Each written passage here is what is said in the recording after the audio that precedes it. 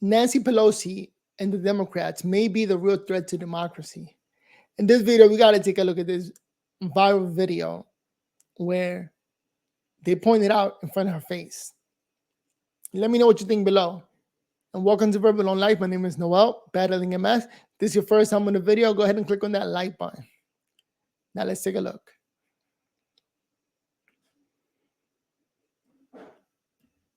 Populism is not a threat to democracy. Populism is democracy. I now look to Mr. Winston Marshall to close the case for the opposition.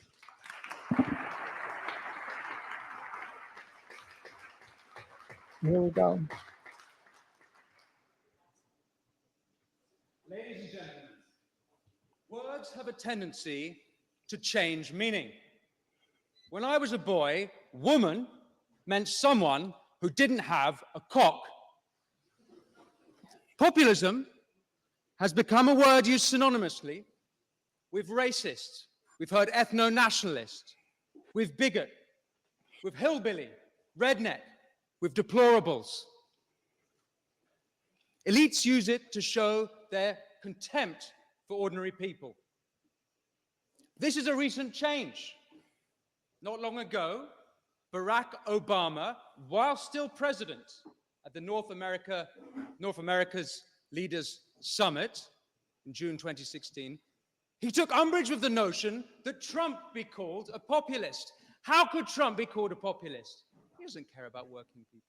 If anything, Obama argued, he was the populist. If anything, Obama argued, Bernie was the populist. It was Bernie who'd spent 5 decades fighting for working people, but Trump. Something curious happens. If you watch Obama's speeches after that point, more and more recently, he uses the word populist interchangeably with strongman, with authoritarian. The word changes meaning. It becomes a negative, a pejorative, a slur. And he did a great job of making it negative. You got to give him credit for that. To me, populism is not a dirty word. Since the 2008 crash, and specifically the trillion-dollar Wall Street bailout, we are in the populist age. And for good reason. The elites have failed. Let me address some common fallacies, some of which have been made tonight. If the motion was that demagoguery was a threat to democracy, I would be on that side of the House. If the motion was that political violence was a threat to democracy, I'd be on that side of the House. January 6th has been mentioned. A dark day for America indeed. And I'm sure Congresswoman Pelosi will agree that the entire month of June 2020, when the federal courthouse in Portland, Oregon was under siege and under insurrection by radical progressives, those two were dark days for America. Yep. Yes? There is no equivalence there. So, yes. So you don't agree? That's fine, you don't agree, that's fine. But it is not what happened on January 6th, which was an insurrection incited by the President of the United States. So you don't agree? But you'll I can't believe they clapped that up. condemn those days. My point, though, is that all political movements are susceptible to violence and indeed insurrection. And if we were arguing that fascism was a threat to democracy, I'd be on that side of the House.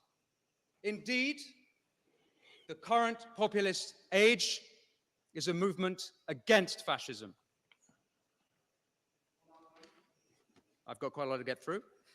Populism, as you know, is the politics of the ordinary people against an elite. Populism is not a threat to democracy. Populism is democracy. And why else have universal suffrage if not to keep elites in check? Ladies and gentlemen, given the success of Trump, and more recently Javier Milei taking a chainsaw to the state behemoth of Argentina's bureaucratic monster, you'd be mistaken for thinking this was a right-wing populist age. But that would be ignoring Occupy Wall Street. That would be ignoring Jeremy Corbyn's for the many, not the few. That would be ignoring Bernie against the billionaires, RFK Jr. against Big Pharma, and more recently, George Galloway against his better judgment. Now, all of them, including Galloway, recognize genuine concerns of ordinary people being otherwise ignored by the establishment. I'm actually rather surprised that our esteemed opposition, Congressman Pelosi, is on that side of the motion. I thought the left was supposed to be anti-elite. I thought the left was supposed to be anti-establishment. Today, particularly in America, the globalist left have become the establishment. Yeah, you think wrong. I suppose for Ms. Pelosi to have taken this side of the motion, she'd be arguing herself out of a job. But it's here in Britain where right and left populists united for the supreme act of democracy, Brexit. Polls have showed the number one reason people voted for Brexit was sovereignty, for more democracy. Thank you. What was the response of the Brussels elite?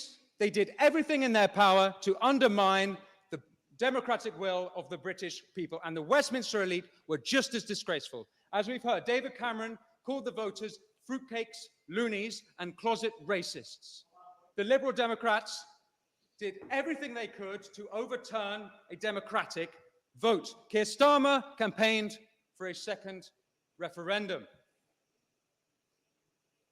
Elites would have had us voting and voting and voting until we voted their way. Indeed, that's what happened in Ireland and in Denmark. Let's look at some of the other populist movements. The Hong Konger populist revolt is literally called the pro-democracy movement. The farmer revolts from Netherlands to Germany, France, Greece to Sri Lanka. Farmers are taking their tractors to the road to protest ESG policy that's floated down to us from those all-knowing, infallible elites of Davos. The trucker movement in Canada became anti-elitist when petty tyrant Prime Minister Justin Trudeau froze their bank accounts, not the behavior of a democratic head of state. The Gilets jaunes in France, ULEZ in London, working people protesting policy that hurt them. And how are they treated? They're called conspiracy theorists. They're called far right, by the mayor as well.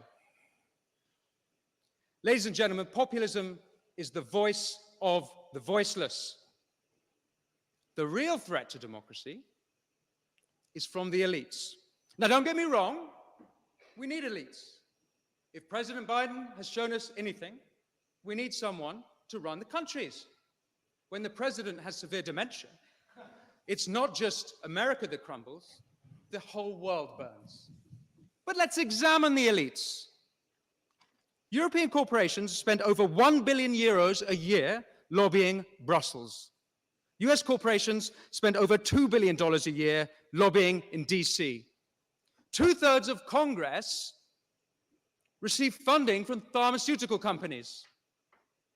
Pfizer alone spent $11 million in 2021. They made over $10 billion in profit.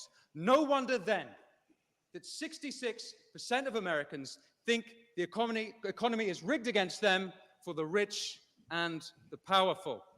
And by the way, we used to have a word for when big business and big government were in cahoots. And I think any students here of early 20th century Italian history know what I'm talking about. What about big tech? Throughout the pandemic, Biden's team, the FBI, and the Department of Homeland Security colluded with big tech in censoring dissenting voices, not kooky conspiracy theorists, People like Dr. Jay Bhattacharya, the Stanford epidemiologist. People like Harvard scientist Martin Kulldorff. People spreading true information, not misinformation, true information at odds with the government narrative. Need I remind you, democracy without free speech is not democracy. This was a direct breach, by the way, of the First Amendment.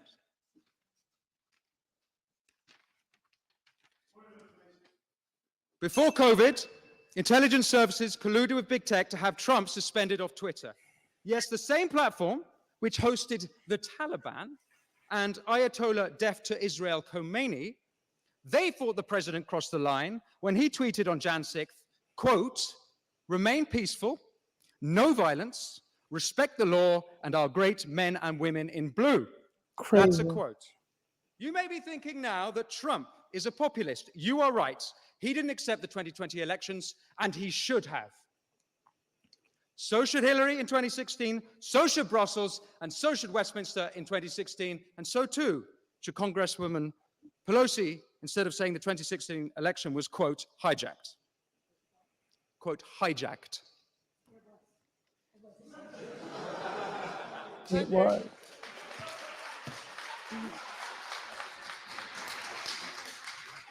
Means that we don't accept the results of it. What about the mainstream media? Let me read you some mainstream media headlines.